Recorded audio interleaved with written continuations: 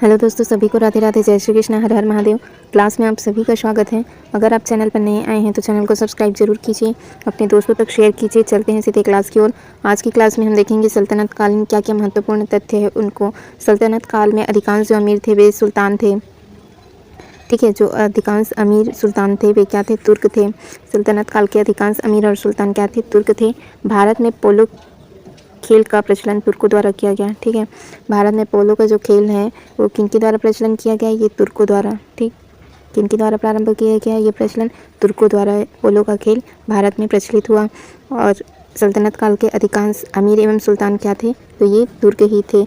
सल्तनत युगीन सिक्का कौन सा? टंका एवं संस्गनी चांदी से तथा जीतल किससे बना होता था? तो ये तांबा से बनता था। टंका एवं संस्गनी चांदी से बनता था और जीतल किससे बनता था? जीतल तांबा से बनता था। ये क्या था? टंका और जीतल क्या हुआ करता था? तो ये सिक्का था। भारत में तुर्क प्रशासन सैन्य प्रधान था। तुर्कों ने प्रशासन संचालन के लिए अग्रणी सेना नायकों के बीच देश में एकता के रूप में विभाजित कर दिया। सल्तनत काल में फवाजिद क्या हुआ करता था? फवाजिद एक अतिरिक्त राशि हुआ करती थी, उसको क्या करते थे? फवाजिल कहते थे। जो क्या करते थे? इक्तों द्वारा, जो इक्तादार थे, इक्तादारों द्वारा सरकार के खजाने में जमा की जाती थी। ठीक है, जो इक्तादार क्या करते थे? सरकार के खजानों में जो राशि जमा करते थे उसे क्या कहते थे? फवाजिल। ये क्या हुआ करती थी? एक अतिरिक्त राशि हुआ करती थी। तैमूर के आक्रमण के पश्चात सुल्तान महमूद शाह तुगलक का साम्राज्य इतना छोटा हो गया कि उनके बारे में कहा जाता है कि सुल्तान का साम्राज्य दिल्ली में पालम तक फैला है। ठीक, जब तैमूर का आक्रमण हुआ उनके पश्चात सुल्तान जो महमूद शाह था, महमूद शाह तुगलक का साम्राज्य काफ़ी छोटा हो गया था। उनके बारे में क्या कहा जाता है कि सुल्तान का साम्राज्य दिल्ली से पालम तक फैला है। इतना छोटा था कि ये कहा गया कि दिल्ली से पालम तक ही फैला हुआ है। किनके आक्रमण के बाद? तैमूर के आक्रमण के बाद सुल्तान महमूद शाह तुगलक का साम्राज्य, किसका साम्राज्य चल रहा था? महमूद शाह तुगलक का साम्राज्य चल रहा था। उनका साम्राज्य काफ़ी छोटा हो गया था। मोहम्मद तुगलक का वजीर ख्वाजा जहां दूर दूर तक प्रसिद्ध था।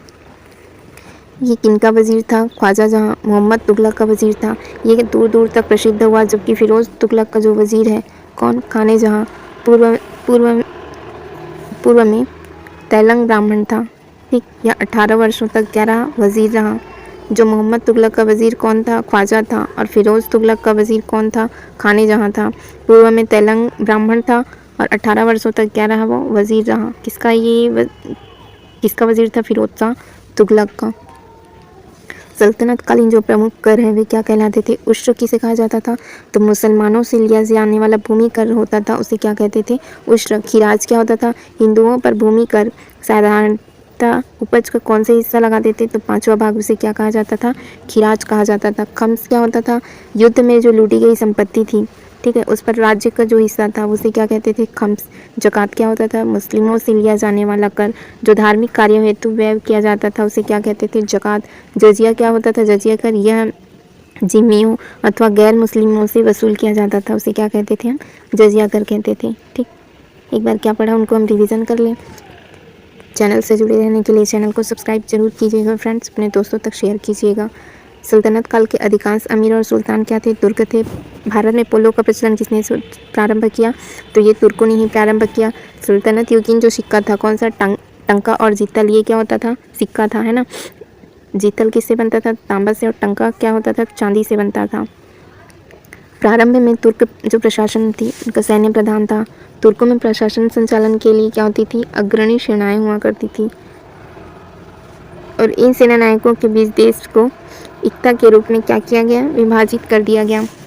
सल्तनत काल में एक फवाजिल क्या होता था? ये अतिरिक्त राशि हुआ करती थी जो क्या करते थे? एकता द्वारा जो सरकारी खजाने हैं, है ना, उनमें क्या की जाती थी? ये जमा की जाती थी। तैमूर के आक्रमण के पश्चात सुल्तान जो महमूद शाह तुगलक का साम्राज्य कितना छोटा हो गया था कि क्या कहा जाने लगा इनके बारे में? ये साम्राज्य दिल्ली से आलम तक ही फैला है। मोहम्मद तुगलक का वजीर कौन था? ख्वाजा। ये क्या था? तो दूर दूर तक प्रसिद्ध हुआ। और फिरोज शाह तुगलक का वजीर कौन था? खाने जहां था। पूर्व में तेलंग ब्राह्मण हुआ करता था। यह 18 वर्षों तक वजीर रहा। फिर हमने देखा उश्र किसे कहा जाता था, मुसलमानों से लिया जाने वाला जो भूमि कर था वो क्या कहलाया, उश्र। और हिंदुओं पर भूमि कर साधारणतः उपज का कौन सा हिस्सा लिया जाता था, 5वां हिस्सा, उसे क्या कहते थे, खिराज। खम्स क्या होता था, तो युद्ध में जो लूटी गई संपत्ति थी है ना, उस पर भी किसका हिस्सा था, एक हिस्सा राज्य का भी हुआ करता था, उसे क्या कहते थे, खम्स। जकात क्या होता था, मुस्लिमों से लिया जाने वाला कर जो धार्मिक कार्य हेतु क्या किया जाता था, व्यय किया जाता था, वो क्या कहलाता था, जकात। और जजिया क्या होता था, यह जिम्मियों अथवा गैर मुस्लिमों से क्या किया जाता था, वसूल किया जाता था, इसे हम क्या कहते थे, जजिया। इनके बाद आता है भारत में सूफी संत। ठीक है, सूफी मत कौन कौन से हैं उसको हम सरसरी निगाहों से आज पढ़ ले रहते हैं, कल हम इसे डिटेल में पढ़ेंगे। सूफी मत का उदय एवं विकास इस्लाम की गोद में कहाँ हुआ था, ये ईरान में हुआ था। सूफी मत का उदय कहाँ हुआ था, तो ईरान में हुआ था। यह मत क्या था, तो रहस्यवाद पर आधारित था। सूफी शब्द कहाँ से निकला, तो सूफ शब्द से निकला है। ठीक है, सूफी शब्द कहाँ से निकला है, सूफ से निकला है।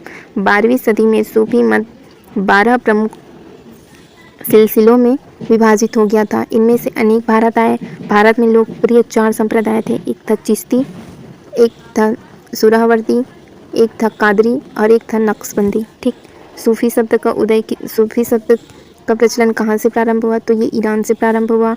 यह मत कैसा था, तो रहस्यवाद पर आधारित था। सूफी शब्द कहाँ से निकला, तो सूफ से निकला।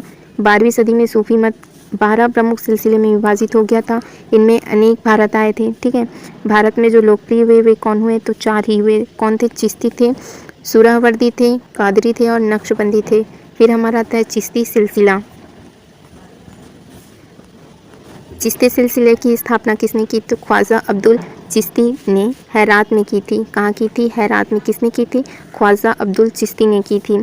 खुरासान के चिश्त नामक संस्था पर केंद्र होने से इनका नाम क्या पड़ गया था, चिश्ती पड़ा था। इनका नाम चिश्ती क्यों पड़ा था, खुरासान के जो चिश्त नामक स्थान थे है ना, वहाँ क्या था, ये वहाँ पर केंद्र में होने के कारण क्या पड़ा था, चिश्ती पड़ा था। भारत में इनकी स्थापना कब हुई, तो 12वीं सदी के अंत में ये क्या आए थे, भारत आए थे।